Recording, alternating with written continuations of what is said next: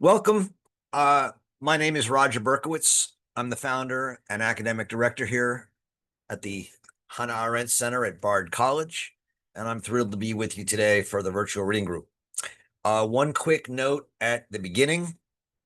Uh, those of you who've been with us for a while know that every summer in July we do a membership drive, uh, try and recruit new members and also get our returning members to re-up their membership.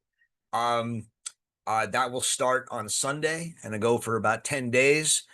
It's a big part of how we support ourselves and the Arendt Center and are able to bring all of these great programs to you, including the conference that we have every October, which is on joy, loving the world in dark times, and thrilled and very excited about that. The tentative schedule and speakers are now on our website. In addition, just so you all know, the next book that we're going to read in the virtual reading group, which will start September 12th, is On Revolution. It's, in my view, the most relevant book of Hannah Arendt's today, to think about how to save and reinvigorate American democracy. And so we will be starting that book on September 12th. And anyone who renews or joins as a member before Sunday, so the first day of our drive, which you can do on our website, and Yana's going to put the information in the chat. Anyone who renews by Sunday will, in addition to all the other gifts that they get a free copy of On Revolution from our partner, Oblong Books, which is really generous of them, and we're very excited about that. So if you are going to renew and you want a free copy of On Revolution, join by Sunday and you'll get that copy. Thanks for doing that, and we really do appreciate all of you being part of our community and helping to support our community. Okay, we are in today in our reading of The Life of the Mind, um, some of the core chapters on freedom and will. We're starting chapter 2. So the book is a complicated book. There's volume 1 on thinking, and there's a number of chapters, I think 4 chapters there. And then there's volume 2 on willing. And we are now starting chapter 2 of willing, called Quaestio mihi factus sum, or a question have I become for myself, or as she otherwise puts it, the discovery of the inner man. The point here is that for her, the idea of the will, I got that wrong. I apologize. Not the idea of the will, the faculty of the will, the discovery of the fact that we have a will, doesn't come from politics or anything outside ourselves. It comes from an internal struggle, a fundamental battle inside of ourselves, in our inner man, in our inner selves. And that's the experience that she is going to develop in chapter 2. And we're reading the first 2 sections of chapter 2 today on Aristotle and St. Paul. Aristotle and St. Paul are, in many ways, the 2 people who discover this internal struggle. But, and this is important, Aristotle doesn't really discover the will, because he, in a sense, overrides the will in a way and doesn't see it as a problem. He still believes, under the influence of Plato and under the influence of Greek society, he still believes that will is different from desire. And that while we may have bad desires that make us base people, base men, when we deliberate amongst ourselves and will something thoughtfully, we generally move towards reason, move towards the good life or the blessed life or eudaimonia. And so the will is not really a problem for Aristotle and the Greeks. They still fundamentally believe that most people uh, submit to reason. Will is going to become a problem for the first time for philosophers and for Western thinking with St. Paul in the letter to the Romans. And the problem that will is going to become is that suddenly it becomes absolutely apparent to Paul that he wants to do things that he should not do, that he is free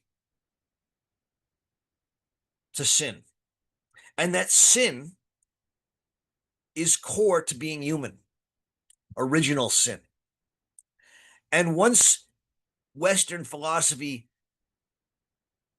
understands the foundational essence of man as sinful and as willful against reason, suddenly will becomes an obsession of Western thought. And all the post-Christian philosophers, be they Christian or not Christian, become consumed with trying to understand how we address the problem of the will, which is the problem of freedom. And that is the problem of evil or sin. And so that's what this book is about. We start with section 7, which is called the faculty of choice, proairesis, the forerunner of the will. Now, we talked a little bit about Aristotle and proairesis all the way back in chapter 1 of the book on willing, but here is the much more philosophical and sustained engagement. Arendt begins by returning to this idea of the metaphysical fallacies, which we talked about early on in the book on thinking. If you'll recall that the thinking ego, right, the idea that there's this ego that thinks is a fallacy. It's a semblance. You'll never see a pure thinking ego, right? Have you ever seen one, right? We all have bodies. We all have desires. We all have, neurons. There's no pure thought or pure mind. We're never simply an abstract thinking ego. And yet what she says is that the thinking ego is not a dogma or not a mere semblance, because there's something authentic about it. Even though we'll never be a pure thinking ego, there's this inherent paradox of being a human being, which is that we know that we can think, and we know that our thinking, or we think that our thinking, and we believe that our thinking is separate from our body, and that it's not influenced by neurons and butterflies flapping their wings and things. Now, science may try and tell us that it is, that our thoughts are actually simply no more than synapses firing, but we don't believe that. And there's this authentic idea or semblance of the thinking ego that exists. Similarly, now she's going to say that there is no willing mind, right? What is a willing mind? It would be the experience of something that starts an action completely spontaneously with nothing before it, an uncaused cause. We pure will and something new begins, right? Well, that doesn't exist. There's no pure will that just says out of nowhere with nothing before it, I will.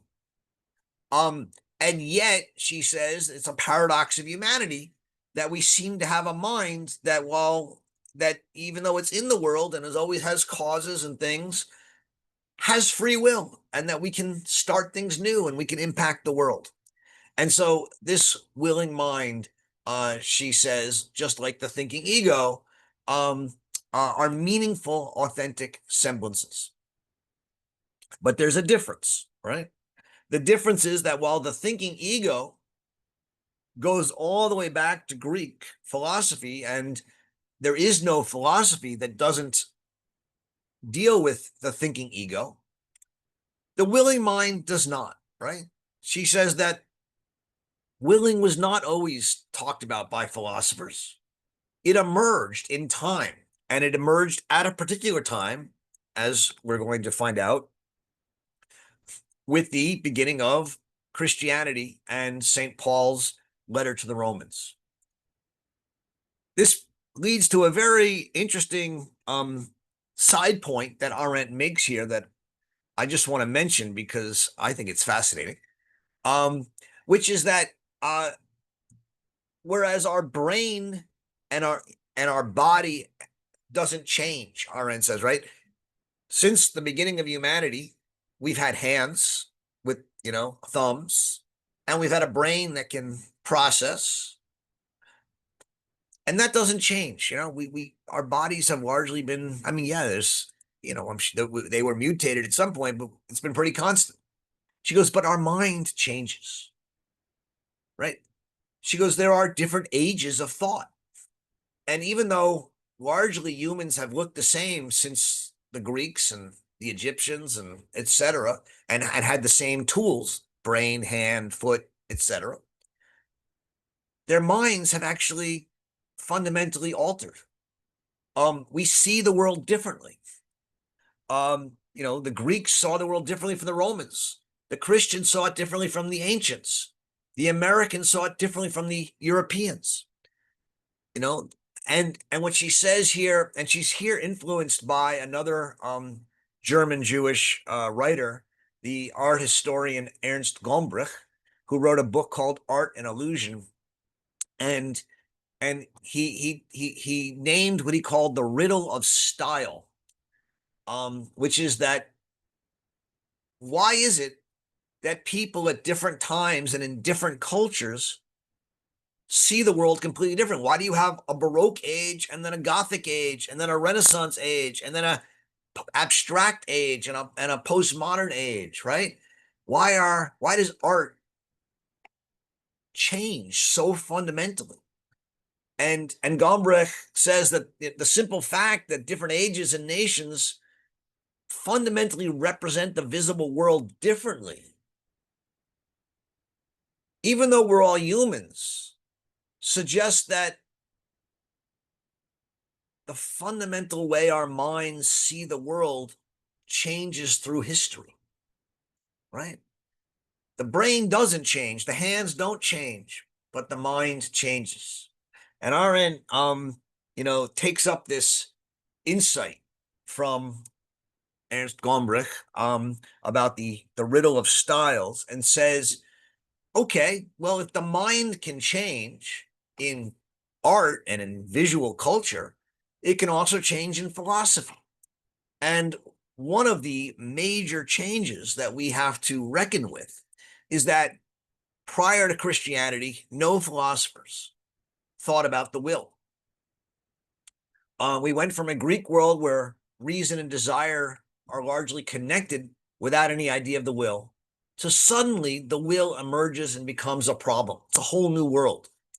And so that's the problem she's reckoning with here. What is this new thing, the will? How did it come to be? And what does this change in the fundamental way we humans think about the world and ourselves mean? And in these two chapters that we're reading today, we're seeing the break. Because what she says is, Plato doesn't mention the will at all. Aristotle doesn't mention the will, but Aristotle starts to, or at least has an intimation of the problem that the will come to address.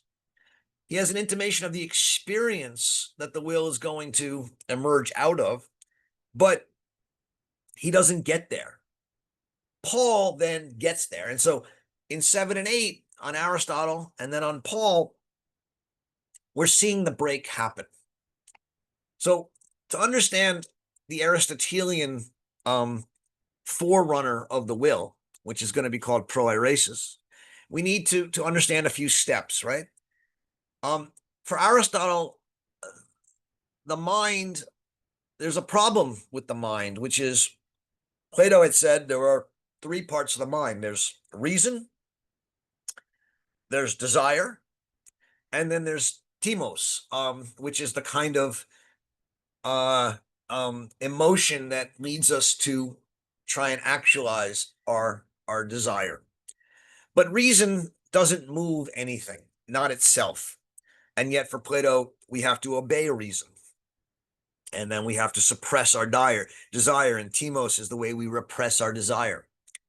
Um, so there's reason, and then there's this desire. For Aristotle, the word for desire is harexis, meaning a kind of stretching out of one's hand. You desire to grab, the drink, and you grab it. You desire the ice cream. You reach out for it. Desire inclines, she says, for Aristotle, whereas reason commands, right? And there's an opposition. Reason says, drink water, it's good for you. And desire says, drink whiskey, it's fun. And I'm not desire, and we have an inclination. But Aristotle says, okay, that's true for all humans, for all men. But desire is not the same as will. He doesn't say that, but our Arendt is saying that that's what he means. For Aristotle, desire is a passion, whereas will is going to be a choice, a reflective choice. Desires can be irrational, right? For whiskey or war. I mean, they can both be rational too, but they're often not. And we can regret our desires. So Aristotle says, well, how do we mediate between our reason and our desires? How do we bring ourselves to act in such a way that we follow our reason, which commands us but doesn't move us, and somehow we don't follow our inclinations, our desires? How do we mediate between desire and reason? And Aristotle's answer to this is that there's a faculty in the human mind called prohairesis. And prohairesis, which Arendt talks about on page 250 in our book. If you're reading the old book, it's on page 60 in the book on willing. Prohairesis says that we have a choice between alternatives, right? You can the whiskey or the water, and you can reach forward and choose one rather than the other. And the beginning of this choice, the two beginnings of this choice are reason, water, desire, whiskey. And yet what prohairesis does is a mediation faculty allows us to pick the one that will make us the most happy or blessed, the most good. And a good action well done, right, means that we have to pick the water, or at least if we're going to pick the whiskey, we have to do it in moderation or at times when it's appropriate. And so for Aristotle, this prohairesis is a median faculty. And he says that whatever we pick, I mean, unless we're a bad man, we're always going to pick something that is mediated in some way by reason. And so she calls it a forerunner of the will of the philosophers, because there's not really for Aristotle a chance that a good man will badly. A good man has to will well. He will through prohairesis, his choices are limited. He doesn't have, as a good man, the full freedom to choose evil or desire. She ends the chapter with a really interesting little section on which is a foreshadow of what's coming, but I think it's really important. She says that the medieval writers translate prohairesis as liberum arbitrium, or free will.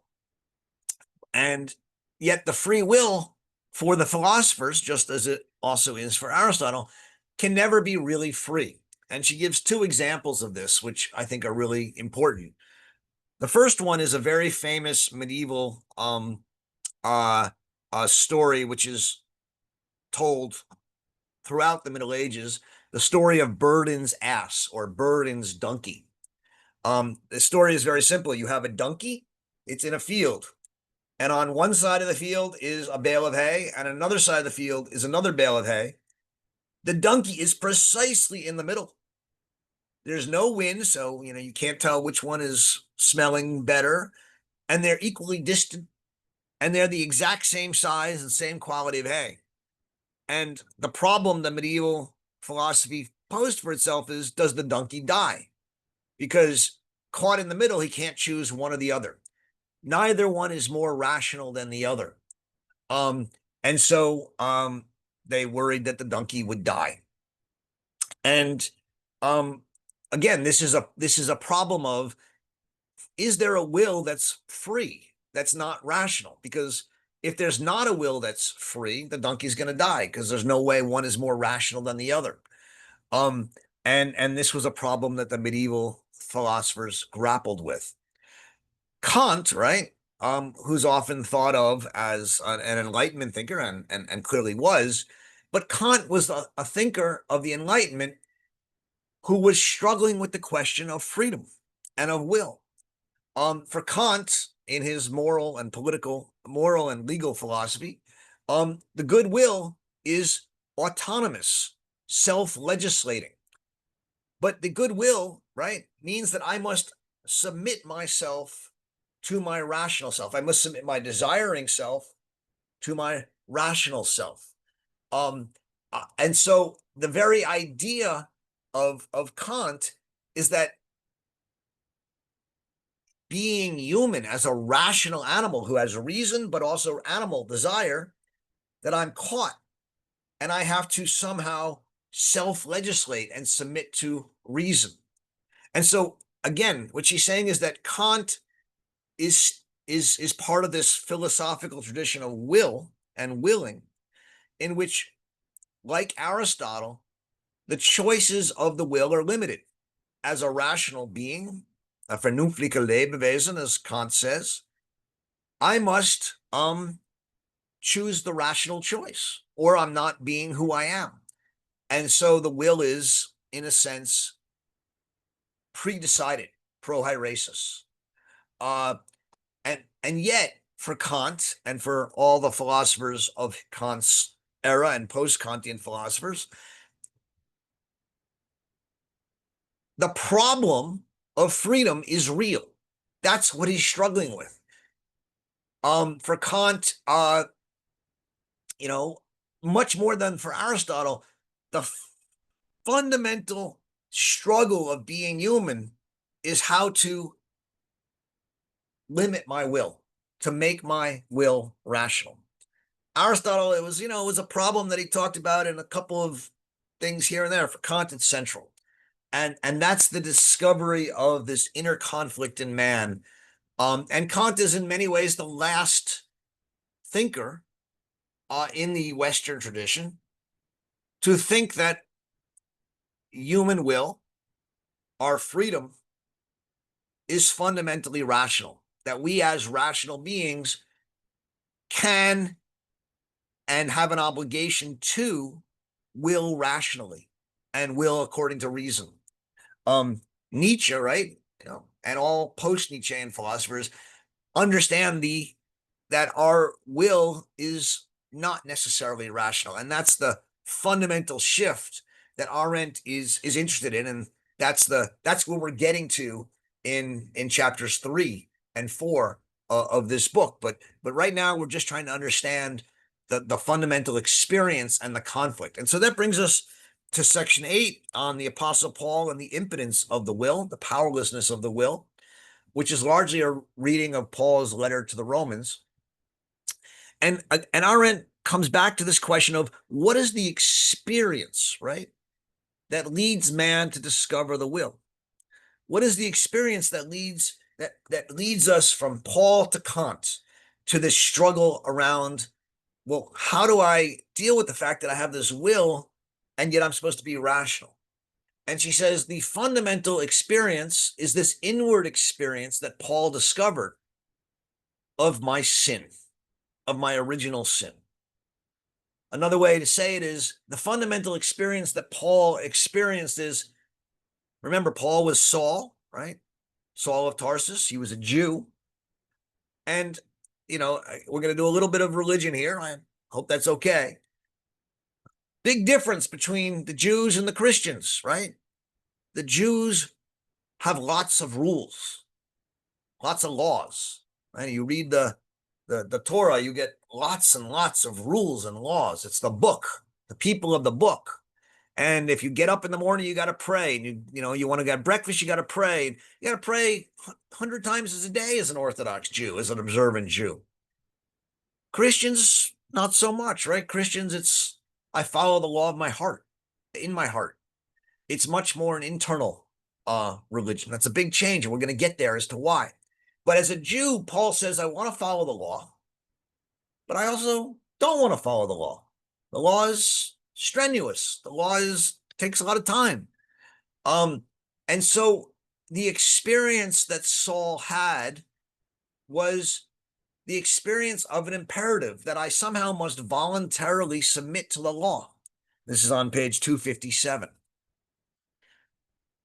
You can see the connection between Paul and Kant, right? Kant says, I have a categorical imperative that I submit my desiring self to my rational self because I'm a rational animal.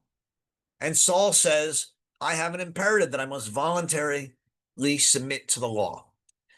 The experience Saul has, Arendt thinks, is that more often than not, he doesn't follow the Jewish law. He does what he wants. And so he says, I have become a question for myself. And here's the quote that Arendt makes so much of. For I do not do what I want, but I do the very thing I hate. Right? I do not do what I want. I want to follow the law. That's what I want, but I do not. I do the very thing I hate. I sin. She says that for Paul, what he's saying is, I want to follow the law, but I instead follow the law of my members, right? The sexual urges, the desires. And there's this inner struggle in Paul. A struggle which recognizes sin and that recognizes sin and fallenness, evil and freedom as fundamental to being human. That's different. That's not Greek. That's not Aristotelian. And so here's this experience that she sees for the first time emerging in humanity in Christian thought. And so what she says is the will is what Paul names the counter to reason, the counter law. The will fall. If some of you have read Milton's Paradise Lost, right? And God says, I made man free to stand and free to fall. And one of the questions that you can ask is, well, if God's omnipotent, why does he make man free to fall, to sin? And God's answer is, because I don't want compulsory love from man. I want voluntary love from man. And this is the problem of the will. There are two wills in us, right? The will to law and the will to sin. There are two laws in us, the law of the mind and the law of the members. They're two versions of the same struggle. And we realize that we have the power now to not follow the law, to will to sin. We're given the law, but we can rebel against it. And law brings with it this counter law, the will and the counter will. And this experience of original sin, that we are not rational, is the experience that Arendt thinks at the root of Christianity creates a new era of philosophy in which philosophers now confront the problem of sin, freedom, evil, and the will.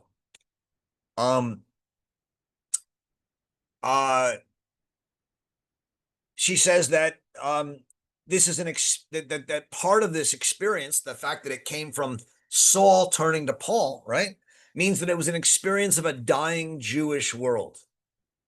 The laws once were seen as right, and there were a lot of laws in Judaism, but people followed them. But now they started to seem impossible and extreme. And so what Paul preaches is the good news, the glad tidings, right? That as long as you have goodness in your heart, you'll live eternally. And that's a good news, right? Suddenly we don't have to pray, 50 times a day or 100 times a day. We don't have to do everything according to the book. As long as we act with a good heart, we'll get to heaven. But that benefit comes with a steep price, which is that we drive law to the extreme. If we're going to internalize the law, we're going to make the law even harder, because the Jewish law only dealt with what we do, right? The Jewish law said, don't, do this, don't do that, don't do this. As long as you didn't do it, you could think whatever you want. We could will whatever you want. You could have desires, just don't do them. What Paul and Jesus say is Jews were hypocritical. And by the way, in the Middle Ages, this became a core thesis of anti-Semitism, right? That Jews were cunning, right? Because what they would do is say one thing and do another. They would follow the laws of the book, but they would, behind closed doors, do something else. And what Christians said is that this shows that Jews are hypocritical or Jews are cunning. And but Christian law deals with our will. And that means that it's not only what you do, you can't even think bad thoughts. And thus Jesus preaches against hypocrisy, what he calls the suspicion of appearances. And this shift in Paul from doing what is good to believing what is good is much harder, because you have to police your will, right? And that's not easy to do. And this internal struggle, I can't even will it, right? This Christian internalization of the struggle of the law to not even will sin is what requires the most extreme voluntary submission of your soul, of your inner soul, to the law of God. And it's this inner submission, which is how I am constantly suspicious of myself and constantly become a question for myself. And if you read, the Confessions of St. Augustine, which we'll get to in a couple chapters, you'll see Arendt bringing out this internal struggle of Christian thinkers about how to somehow deny my sinful will. Anyway, what these two sections are really about is the move from Aristotle to Christianity, Aristotle to Paul, the experience that we suddenly have of a counter will, of an internal struggle, of freedom and sin as core to humanity, which it never had been before. A new entry onto the world scene of the mind in Arendt's understanding, and thus the beginning of the problem of the will. Okay. We are, I hope that was exciting and helpful. It's certainly exciting to me. I love these sections of this text. Time for our discussion. You can, as you all know, engage in the chat. Please be civil, especially around some of these questions of religion.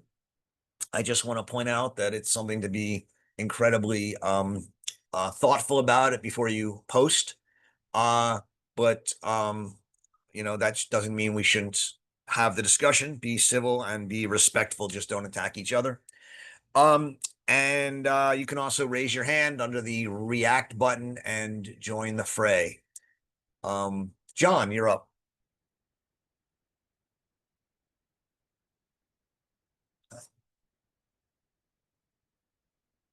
Are you there, John? Am I not hearing you?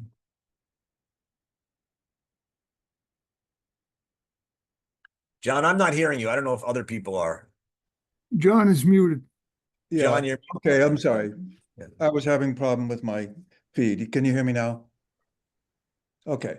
Um, well, I'm interested in St. Paul and St. Augustine's framing of the question because they always seem to emphasize sexuality and the desires of when he says member, the one that I'm thinking of is the sexual member. For Paul keeps on saying it's better to marry than to burn. He clearly had a problem with sexual desire, kind of overwhelming him. Um, and and the same thing with Augustine. He was a libertine before he became a saint, and sex was a serious problem. So the discovery of the will in Paul is the discovery that he cannot control his sexual desire. He sees an object, presumably a female, that excites him, and he gets an erection. I mean, there's nothing he can do about it.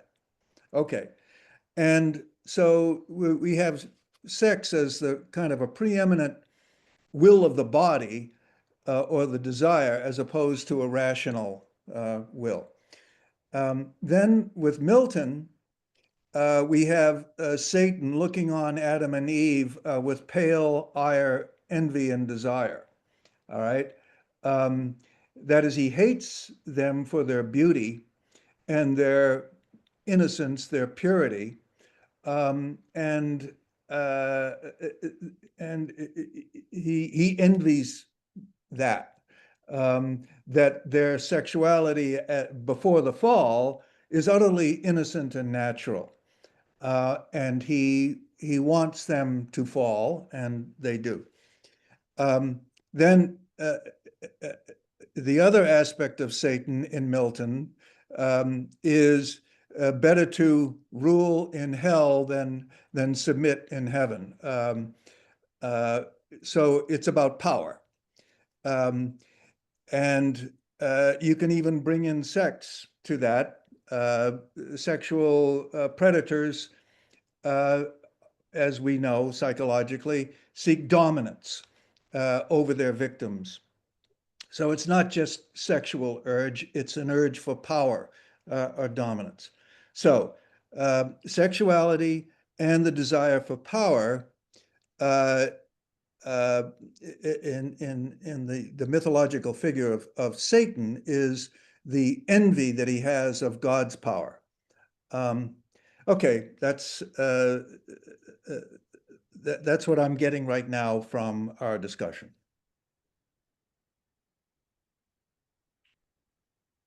never let it be said that the RN Center is not interesting. Yeah, no, I mean, you're right on, John. Uh, what Arendt is here saying is that um one of the fundamental shifts in Western philosophy emerges when innocence is replaced with sinfulness as the core, or at least one of the core foundations of what it means to be human. She thinks that for the Greeks and the Romans and the ancients in general,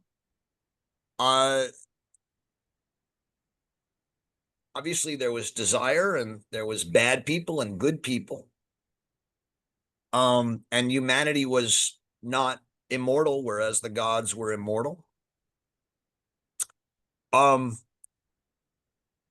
But there was, I think for her, the striving for immortality amongst the ancients.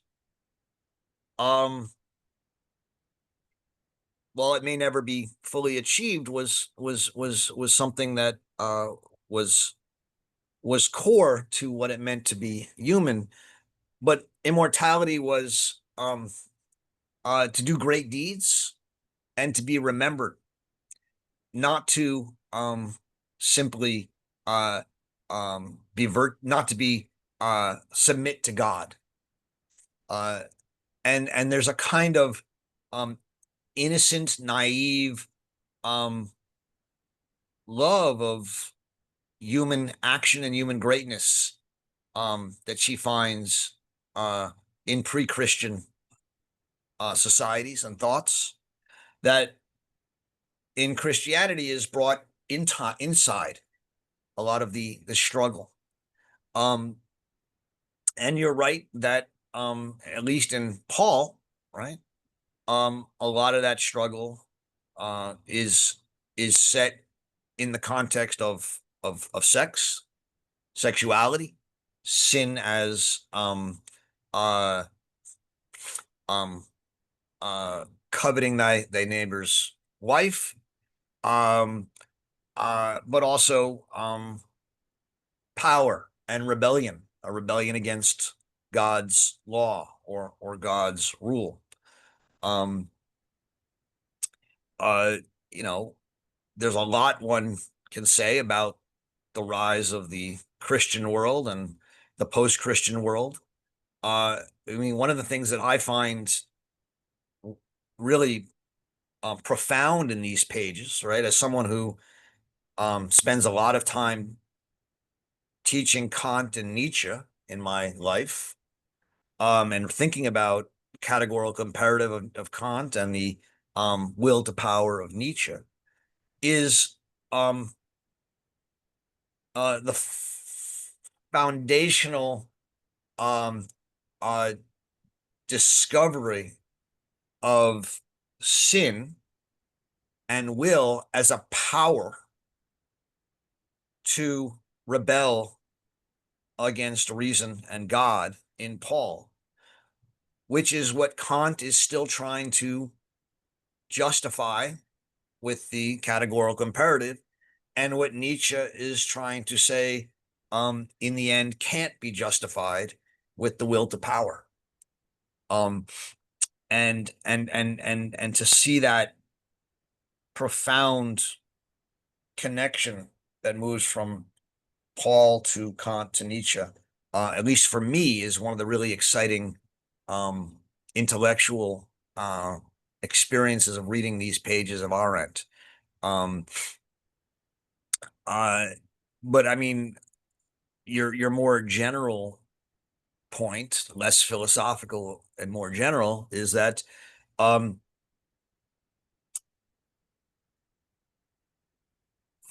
the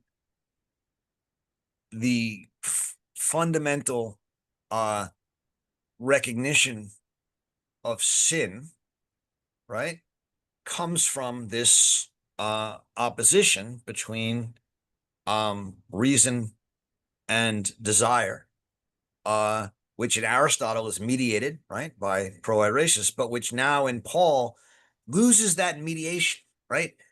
They're now seen as fundamentally opposed in ways that can only be addressed in the most radical voluntary submission to God and a full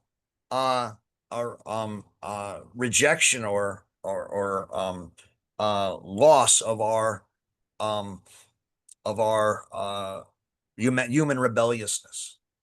And yeah, that's and I think that at least the desire that is talked about and that is governing is a sexual desire and a desire for power. I think those are the two.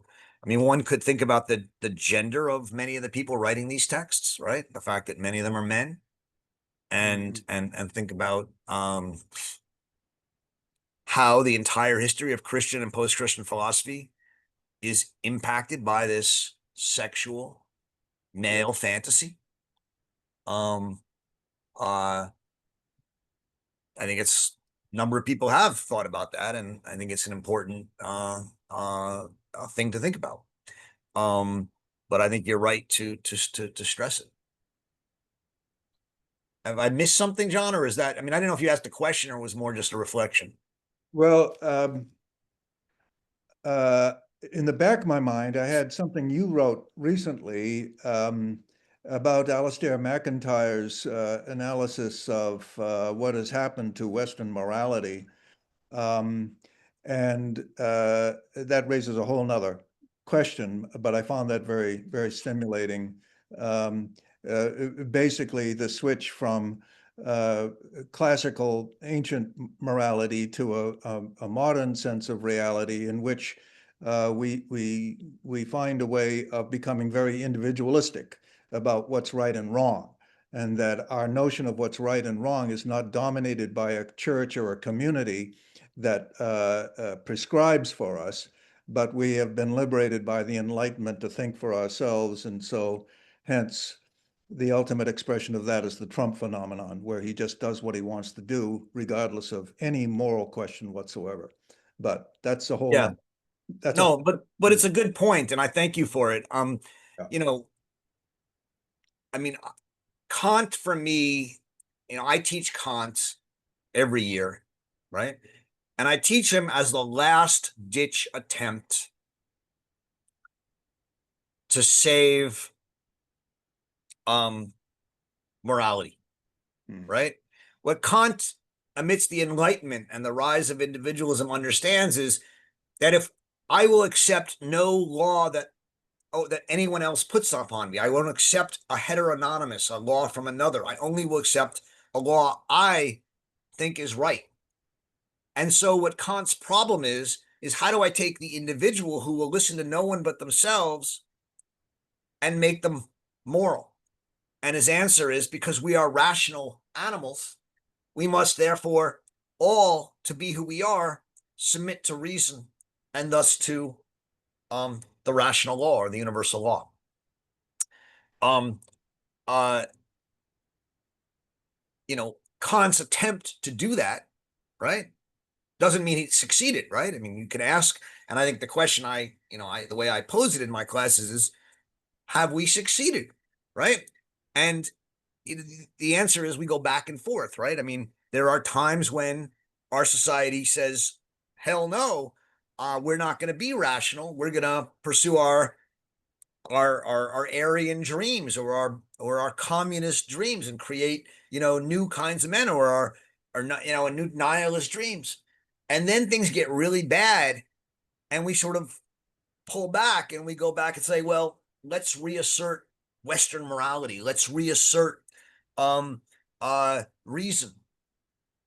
And what McIntyre is saying in his work, which I've always found incredibly rich and compelling, is whenever we go back and reassert Western morality, it's simply out of convenience. It's out of need. It's not because we really believe it. And we pick and choose and we submit to it, not because we really believe it's moral, but because it's something we need. And we can't really ever put that genie back in the bottle. One of the things I love about Hannah Arendt is she fundamentally agrees with that, in the sense that she doesn't think we can simply return to an old traditional morality. She thinks that morality is dead.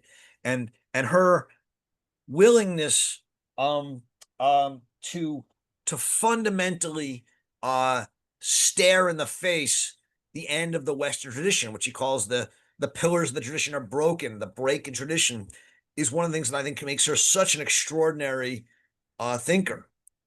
Where she differs from someone like McIntyre is that she doesn't think the break in tradition means that we can't rebuild traditions. It may take centuries, but you have to begin, and you begin by the ground up, talking, building consensus, and finding the common ground we build on. But she's a tragic thinker, and she understands that we may be living through a long period of tragedy. Um, and that's also something even though I don't feel comforted by that. I mean, in some way it's comforting, there have been many periods of tragedy and somehow, humans survive. But we may be going through a long period of some pretty uncomfortable tragedy. And one of the things I love about her is that incredible courage and honesty to confront that aspect of the human experience. Thank you. Tim. Roger. Tim, you got to unmute. Yeah, I'm doing it. Can you There hear you me? go. Good, good. Well, good afternoon. Fascinating session here. Thank you. I practice Zazen, and one of the first lessons I learned when I was trained in at Zen Mountain Monastery was the concept of non-suppression.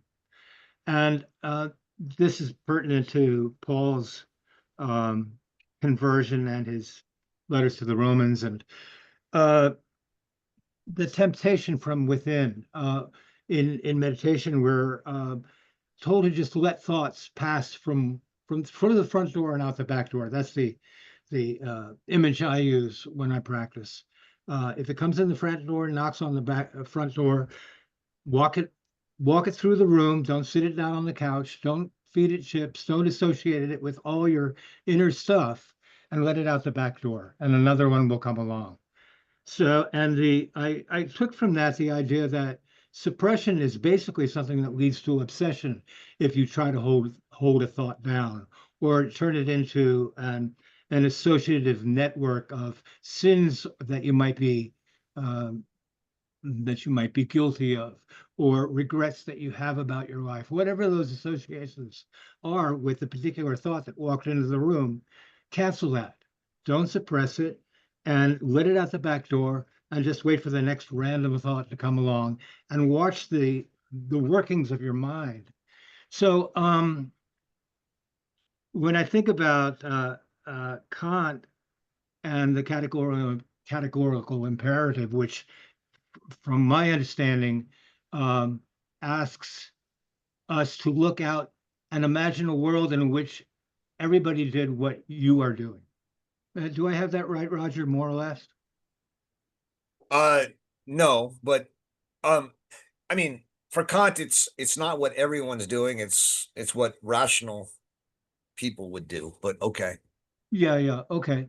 Um, and I think about this wrestling with inner passions, and with the tug between desire and reason. And I think about it as a problem in suppression and defiance. Um, that if you want to defy the sinful in you, you're basically suppressing a thought. In other words, you're saying, this is a bad thought. I'm Yeah. going to deal with this. I'm going to wrestle with it. And I'll wrestle with it until it's defeated. I will defy this thought because it's a bad thought. Yeah. And what I'm thinking is um, that although Hannah Arendt really didn't engage directly much with Buddhism, and you can correct me on that if you so choose, there's still a basic uh, Buddhist conundrum that she's unraveling in thinking through what she's working through. I was wondering if you had any thoughts on this, Roger. Thank you, Tim. Um, you know, I don't, unlike someone like Heidegger who did encounter and discuss Buddhism. I mean, Arendt does discuss Buddhism in places. Someone maybe help me out. I think it might be in On Revolution, but I'm trying to now remember where she talks a little bit about Buddhism. Mm, Uh, uh, but um, off the top of my head, it's not coming to me. Um, but you know, this idea of non-suppression that you're talking about, uh, you know, on one level, I think it sort of fits in the sense that um Arendt fundamentally believes that to think is to let your mind go wandering and mm, encounter all opinions and consider them all. Don't suppress them, right? You know, there's mm, this whole idea of there are people who shouldn't have the right to speak or we shouldn't platform. things like that. Very Mhm. counter to Arendt. On the other hand, Arendt doesn't think you should just open the front door and escort them out the back door. You should Mhm. struggle with them. You should think about them, and you should, Mhm. make some decisions. Mm. And grapple with them. You then may decide you disagree with them and you want to escort them out the back door, but not before you've sat down and had a dinner party. And that's sort of the one caveat I would make, but I think you're right on. So thank you. Mhm. Is Thank that all you. right? It's good. Thank Thank you. you. Vigdis. Yeah, I was thinking when I read this, the one thing that struck me was this, that the old law said thou shall do, and the new law says thou shall will. And some of the consequences of that to me seems to be that if the law says thou shall will, but that is not what you will, you don't want, you see that you, like John talked about the sexual desires, you're not supposed to have them, but when you have them, and if that is a sin, that you will that, you probably could just do it as well, because you're already a sinner. And the danger of that was that struck me, because I mean, you know what, for instance, we have seen in the Catholic Church and the history of the Catholic Church, what has gone on there and relating to pedophiles. And there is a danger to me in that, to say that thou shall will. The other thing I wanted is that if you have this kind of, it kind of says that you have to build a character in people. That would be more important. You have to build like this kind of building up the virtuous character in children. And you have the German word Bildung that has vanished from education more today than it was before. So that would be more important. That was, I don't, do you have any comments to those 2 points? Well, the thou shalt believe, right, of Christianity as Arendt understands it in Paul, is a thou shalt believe the law, right? Right. It's not just thou shalt believe. Um uh so when a priest um wills to follow his member, or even does follow his member in an act of pedophilia or something like that, these are counter to obviously Christian teaching. Um, but I mean, I think what Paul and Augustine teach us, right, is that Christian teaching is an extreme teaching. It requires us to banish what both of them think are deeply human aspects of who we are as human beings, which is sinners. And that's the profundity of Christianity. It's to fundamentally accept sin, freedom, evil, and the will as part of humanity, and yet demand that we humans banish that part of humanity from ourselves in order to, and promises us eternal life and resurrection if we succeed in doing so. And that's the problem of the will as it's been presented by Christian and most medieval and post-Christian philosophers, up through until Nietzsche and even Heidegger. And that's what Arendt is here drawing our attention to. There's not I don't think that, there's a solution to it per se, but she's saying that philosophy suddenly becomes consumed with this problem. I mean, her response is that we should think of the will differently, right?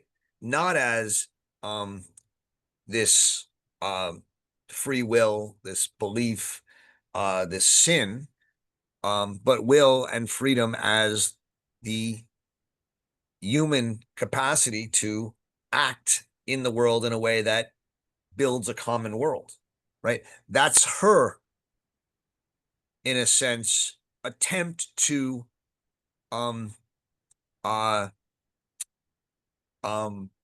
offer a new change in the idea of mind, right? I mean, a lot of her work is an attempt to say that all of post-Christian philosophy, right, is anti-political insofar as it's consumed with this internal struggle. It brings the focus of philosophy internal.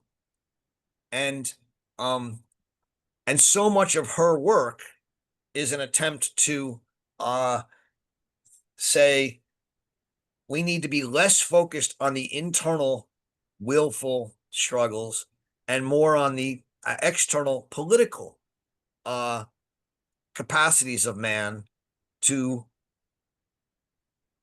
create solidarity and build common worlds, right? That's her fundamental approach. Obviously she has not succeeded yet in changing our focus, and I'm not sure she ever will, but she has certainly, and I will say this, and I don't think I'm wrong to say this, more than any other thinker I know, offered an alternative idea of freedom separate from the sort of internal struggle over the will, and inserted that alternative idea of freedom into the political philosophical framework and discourse than any other thinker that I know of. Now, whether or not her, in 1,000 years, people look back and talk about Hannah Arendt as the moment in which philosophy changed from thinking about freedom and will as a internal struggle to being a political struggle, I don't know. We'll put that out there. But the very idea that she offers us an alternative and offers us a way to see the last 2,000 years of philosophy as this internalization of the human experience away from the public world and into a private world is an extraordinary accomplishment, and certainly something that many of us have found provocative and thoughtful and worth thinking about.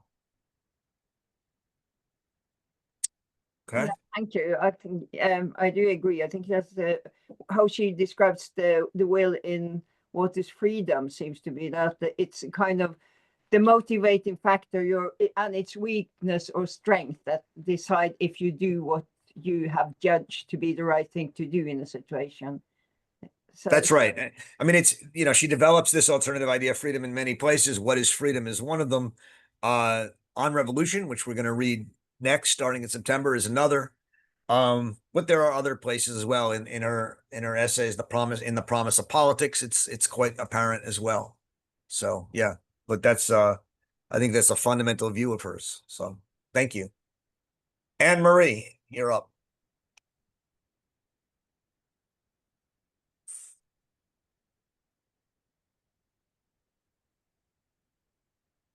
I wish that we knew more about what Hannah Arendt thought. And she says that these experiences really, can you turn that down? Can you speak closer? I'm in trouble hearing you. I'm sorry. Can you hear me now? Yeah. I wish we knew more about what Hannah Arendt thought was the critical turning point from this kind of external mode of being to this interiorization. I'm just thinking of so many people here in light of the conversation. One, in light of what John Holt was talking about, is Leo Steinberg's highly controversial at the time. Susan Sontag was even outraged. The sexuality of Christ in the Renaissance and in modern oblivion. fascinating book if you want to try to understand these connections between a kind of middle place between interiorization and exteriorization, the notion of sin, the notion of will, so forth and so on. So it's so interesting as a art historical case for thinking about these issues. But again, I really do wish when she says on page 55 of the Hartford edition of this work, Hebrew, which is Hebrew in origin, she must mean something more than Paul and Saul, right? Saul to Paul, the point from which Saul became Paul through this act of revelation. I'm not saying that word trivially, I'm just wondering what exactly it means in terms of this divide. But I'm also thinking here of Bertram Lewin's work in his little book, The Image in the Past, to keep this art historical thing going on for a moment, in which he actually talks about the moment at which, through the image, that humans began to kind of depict an external mind that was actually a collective mind. It's fascinating in terms of this notion of the image. Of course, Michelet's work, La Sorcière, Okay. Yeah. and so on and so on. Okay. But Yeah.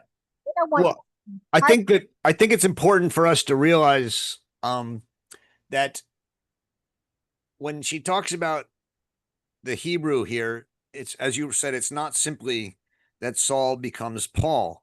She is making a very strong point about the move from a religion of the book to a religion of the heart. The claim, right? The Christian claim in that's sometimes theological and sometimes more political, right? Is that the Jews were a people of the book, and as a people of the book, they are hypocrites. Um, the great, to me, the greatest essay on this is by the brilliant Roman law and Jewish law scholar David Daube. He wrote an essay called "The Nails," very simple, about a Christian sect, the Nails, that sought to live in incredible conformity with the requirements of Christian faith. And he compares it to Orthodox Judaism, which he thinks is much stricter than anything the Nails could come up with. And makes this opposition clear, right, between the external requirements of Judaism and the internal requirements of Christianity. And I think Arendt is very much that's the difference, right? And so the experience that Saul has is of the difficulty of following the external requirements of the Hebrew law, and then the turn to the law of the heart, right? And what she says is on page well, I'm using the new book, but where she talks about the center, it's on page 255. The center of Paul's concern is the miracle of resurrection, because what the miracle of resurrection promises with eternal life is what makes the incredible sacrifice of self-submission to the law worthwhile, if I understand that correctly. And that's the And so that's the difference she's talking about. I, Is it- can I say one more thing? Yeah. So this matter of command and interiorization and exteriorization, what I'm trying to suggest here is I think it's so complex that it's even hard to think about or even imagine. And I think Hannah Arendt here is so important because she really is one of the few philosophers and thinkers, forget philosopher, the few thinkers that we have who actually try to articulate the difference between politics and anti-politics. I wonder right now, she seems particularly absolutely critical because this matter of command, when I looked up on the first page here, said and I was trying to determine, I thought it was very odd and theological almost that Hannah Arendt insisted that the hand is not changed, the brain is not changed. It's almost the kind of anti-evolutionary thing. When I put this in, of course, AI jumped in and said an AI overview is not available for this search. The first time I've ever seen this. But you know, in light of AI was really flummoxed by this distinction between humans and primates. But again, that's a very strange thing to insist on some level. I think it's really interesting, important, and indicative.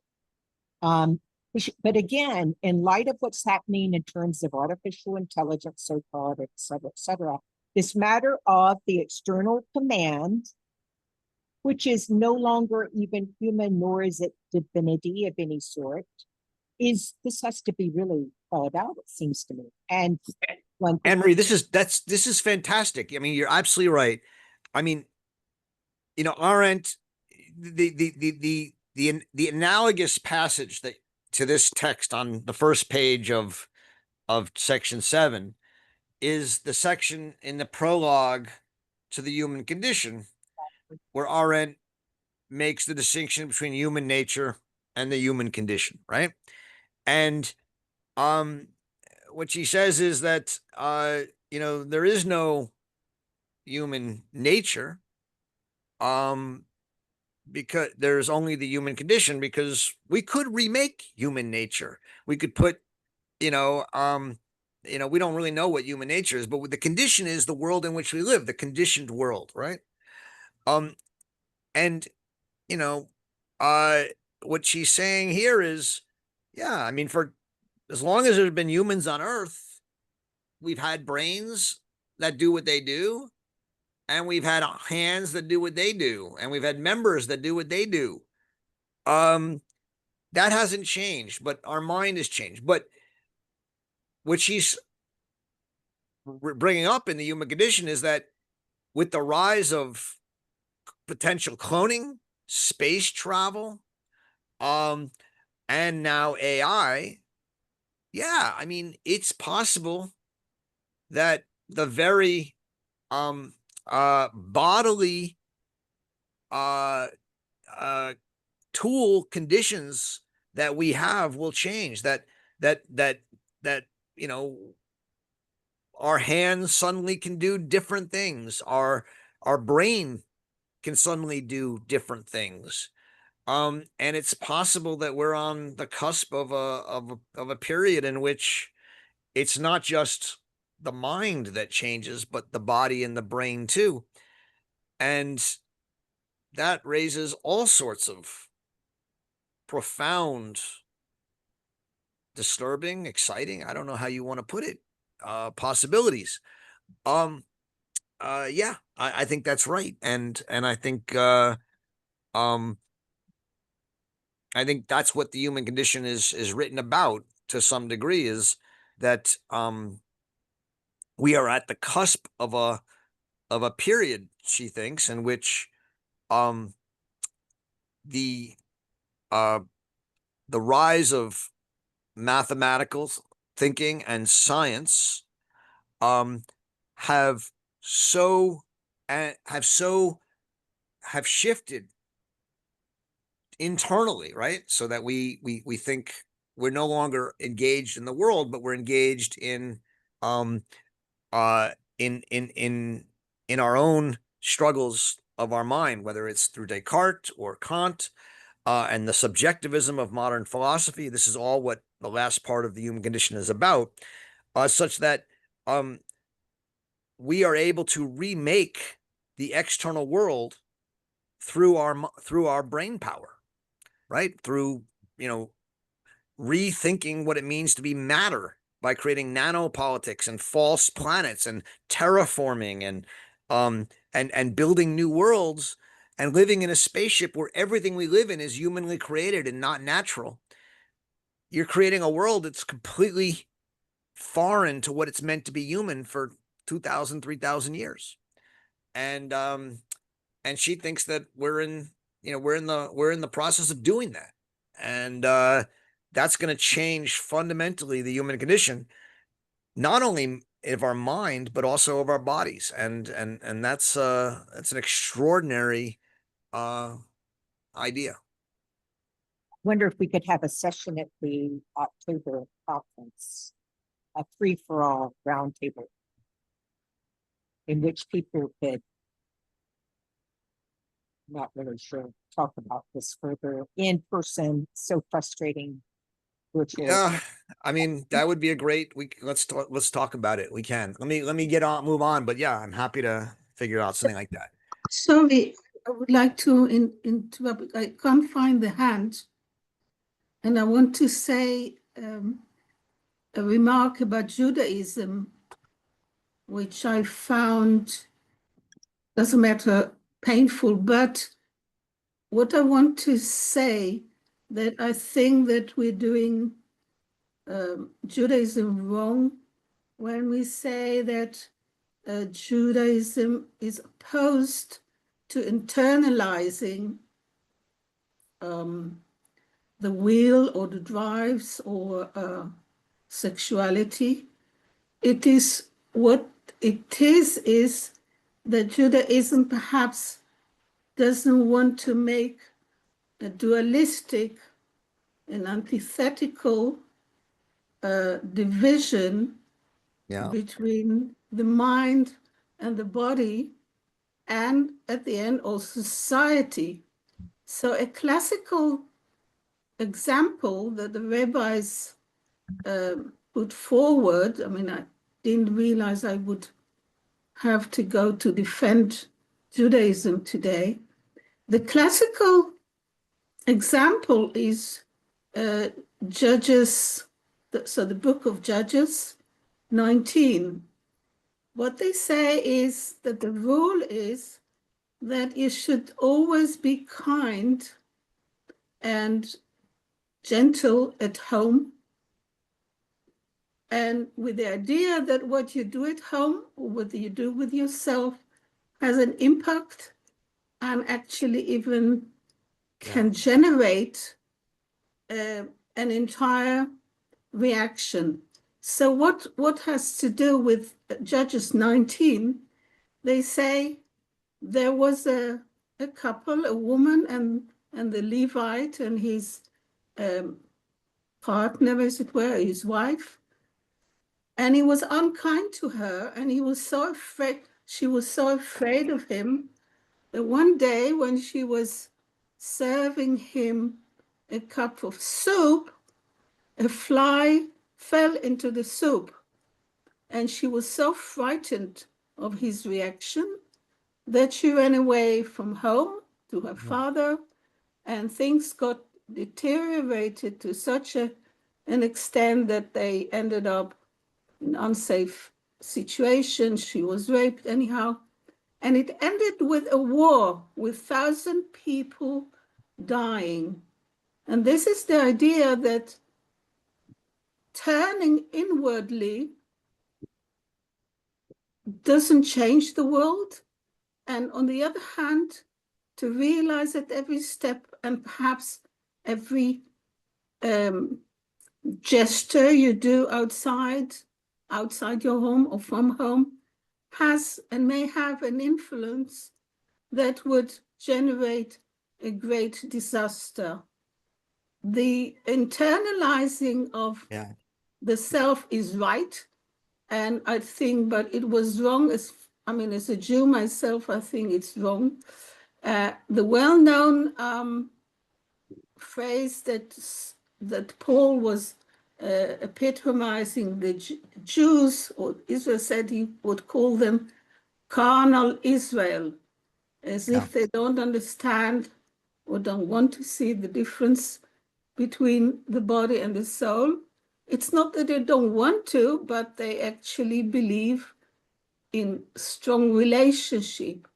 The best writer and philosopher would be Boyarin. So Boyarin and his brother. So David, I think it's David or Daniel Boyarin is the best writer and thinking to defend the idea that here was kind of undermined, I think, that Judaism is all body. It's not. It's just the body and the soul. Talia, I want to just thank you for saying that. I think you're absolutely right. When I mentioned David Daubé's work, right, who's the Nails, I was doing it for precisely to make the point you're making. I think I did, but if I didn't, I apologize. What Daubé is saying is that if you are a people of the book, in order to follow all these laws and rules, it's not just external. You can't possibly follow all these rules if you don't also have a deep faith and a belief internally. And what Daubé is doing, as well as others, are making clear of the long-standing anti-Semitic, as I was talking about earlier, denigration of the Jews as a carnal people as opposed to a people of the spirit. And I hoped I had made that clear, but if I didn't, I really apologize, and I thank you for bringing it up. Yeah. The other point, I will be short, I know. I do need to let some other people in who have their hands up. Just one sentence. The point of sexuality is a classical example of making something which is, as Judaism is concerned, has never been considered sin.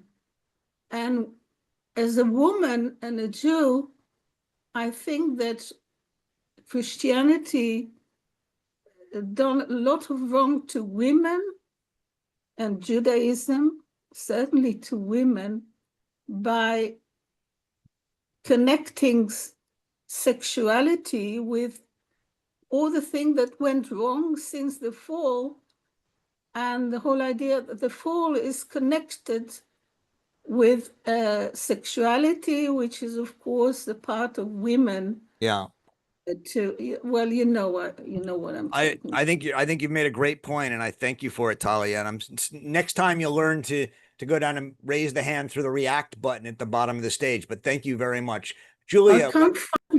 Okay, maybe someone can help Yana, or someone can help Talia. But Julia, let me get your question in before we have to end.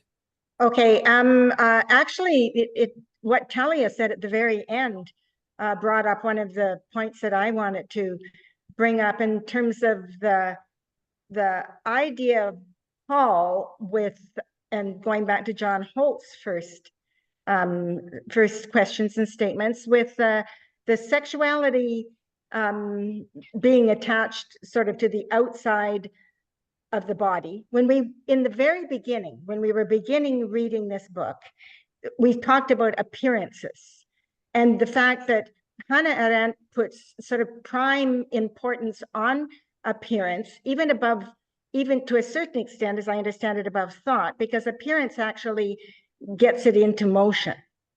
So, and the fact that we're in appearances, we are beings of appearance, means that that's how our reactions come about.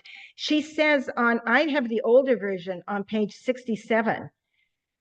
She talks about the accent shifts entirely from doing to believing. This is with Paul.